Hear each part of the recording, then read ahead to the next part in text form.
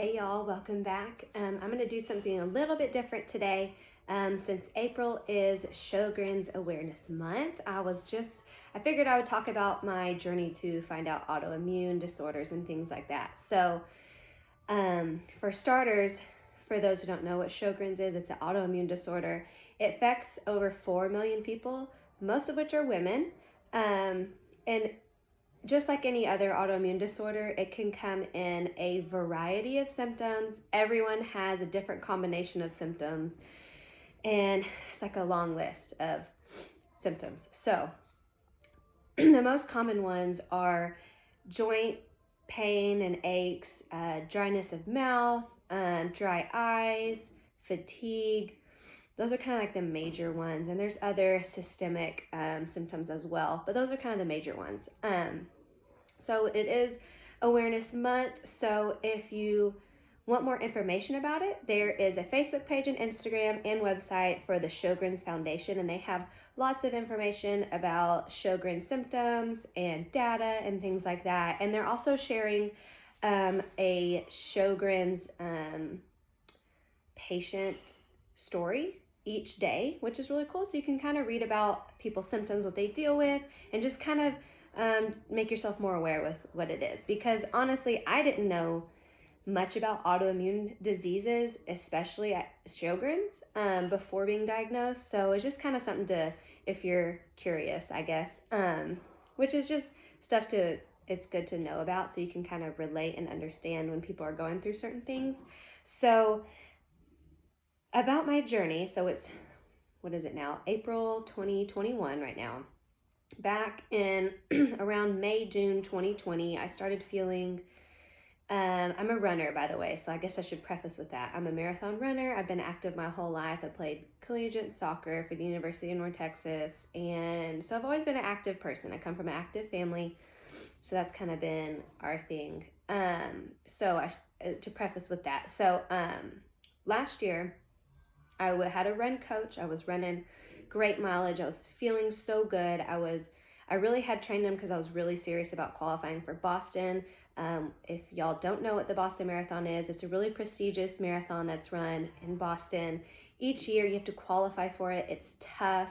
It's hard to get into. And it's hard to qualify for. So even if you qualify, you may not even still get in because there's so many people that qualify. So that was what my focus was on.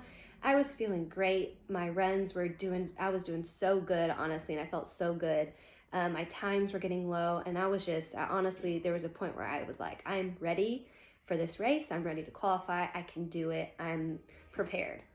And then in June, started to feel like I couldn't recover from my runs. Like easy runs felt really hard and like really taxing, and hard runs were even harder. And I just felt like I couldn't recover in terms of I felt so tired. And so I would take a few extra days off. You know, people always say, listen to your body. So I learned the hard way in the past to listen to my body. And I thought I was doing that. I thought I was doing the right thing. I would take, if my run schedule said take 2 days off, I would take 3, 4, 5 days off and get back into it. And I would have like one good run. And then after that, I couldn't keep up. And I felt like when I was running, I felt like I was in a dream. I had this brain fog and I just couldn't explain it. It was really, really weird. And then it kind of progressed from that. So at the end of July, I was toast. I could not run. I could not get out of bed. My parents had to come help take care of my son while my husband was at work. It was the strangest thing.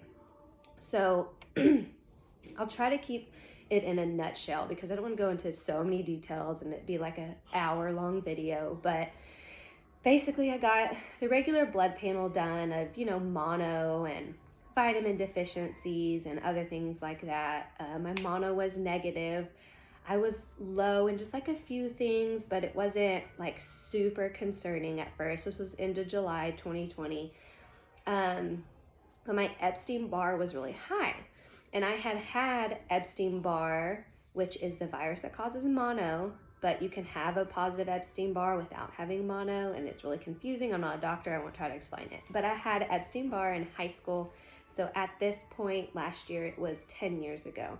So basically the doctors thought it was a flare-up, and because so much stress of COVID quarantine, our family business shutting down, and the high mileage I was running. It was just like all this stress. Maybe that's what it was caused, a reflare of Epstein-Barr. And then months went by. It was probably September, so like 3 months went by, and I was not feeling any better. My parents took care of Caden every day, and it was just, I felt like I was in a dream. I was so forgetful. I would be in the shower and just wash my hair, and then immediately after rinsing my hair, I'd be like, did I just wash my hair? I can't remember. It was the weirdest. I thought I was going crazy. So just all these things, like so tired, forgetful, brain fog. I felt like I was in a dream all day.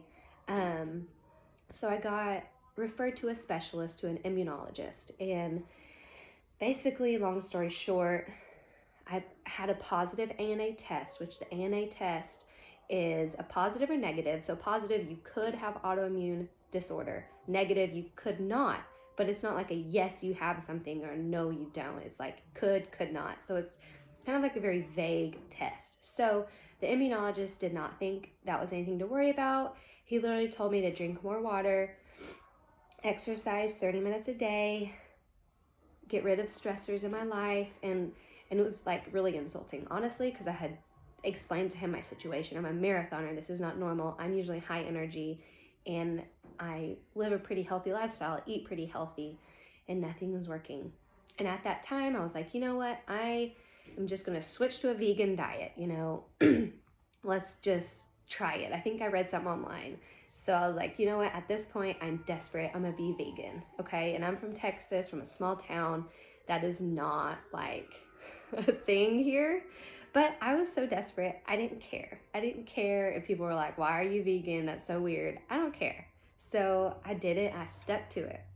And immunologist was no help. He referred me to an infectious disease doctor because they swore I had chronic Epstein-Barr.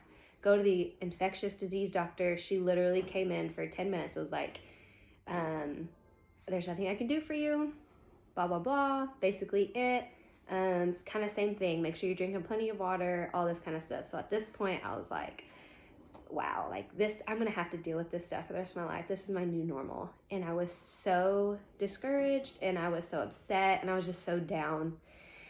And honestly, I was kind of depressed because at this point, I couldn't even take care of my family. I couldn't cook dinner. I couldn't take care of my son. I couldn't run. I couldn't get out of bed. I mean, couldn't do anything. So this was like November 2020. So it had been a good few months of just struggle bussing. So my friend was like, hey, there's this place in Coppell, which is in the DFW area. It's functional medicine. It's different approach to what you're going through. I think you should give it a try. And I was just kind of like, I don't know. My husband eventually convinced me to go. And that is where my journey, finally, there was light at the end of the tunnel with them. So it's called Livestream Med in Coppell. If you're in the DFW area and you're going through the same thing, or you just need something different, please go check them out. They are wonderful. So functional medicine is just kind of a more natural, holistic approach to medicine, but they don't completely rule out medicine. So it's, let's change your diet, let's change your lifestyle, let's change these things and see if we can heal your body that way. And if that doesn't work, we can be more aggressive and prescribe medication. So I like that. I didn't want just to be like, here's some medication that hopefully will fix your problems, and bye, out of my office, whatever. So I really appreciated that. So they did 10 pages of lab work, like awesome. And that was actually cheaper than all this other blood work I had done with these specialists.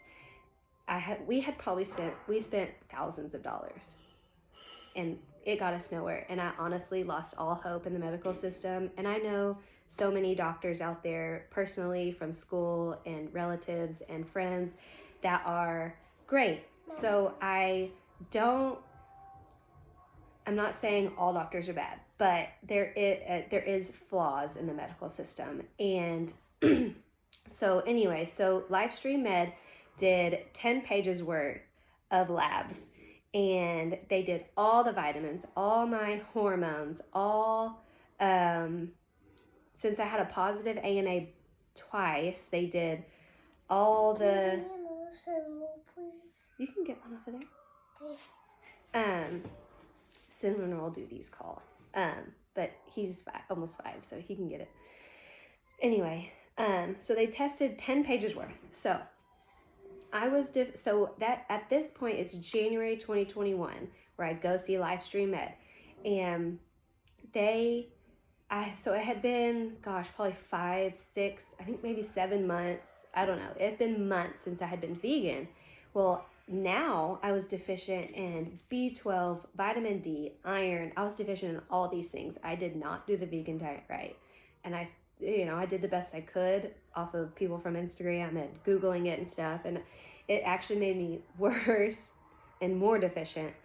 And then they tested for autoimmune disorders. I have Hashimoto's and Sjogren's. So the point why I was saying it's Sjogren's Awareness Month is because that's one of the autoimmune diseases I was diagnosed with. Had never heard of either one.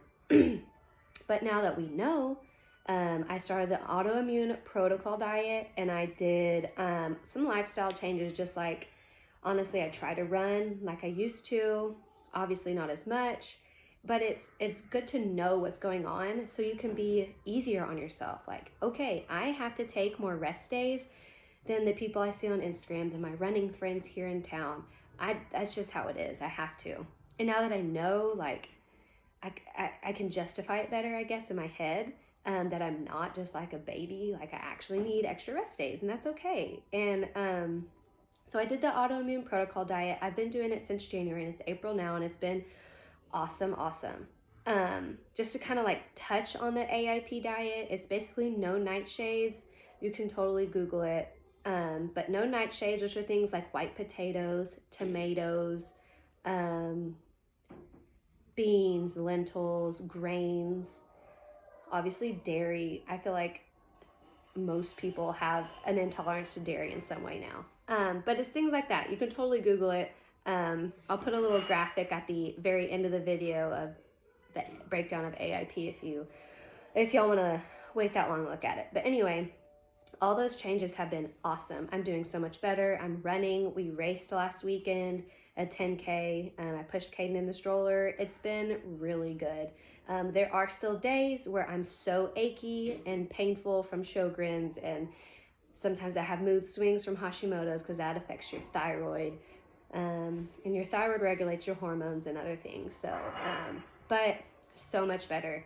And if I do a cheat meal, I'm telling y'all, if I do a cheat meal and I just go ham on some pizza or things that are not in my diet, I feel terrible the next day. So it just speaks volumes on the anti-inflammatory AIP diet, and it's insane. Alcohol, if I have one Truly, the next day I'm toast. It's weird, but also I'm glad I know that now.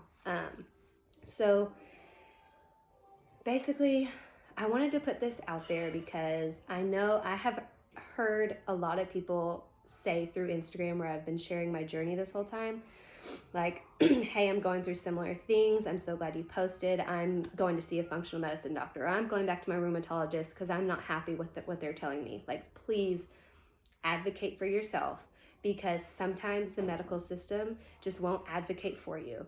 And I'm not saying that's their fault. I know they're busy, but it boils down to you have to get the answers you deserve and advocate for yourself, and please don't give up.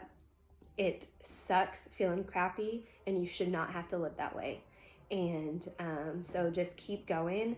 And I highly recommend functional medicine, because they seem to be pretty legit in advocating for you and helping you heal.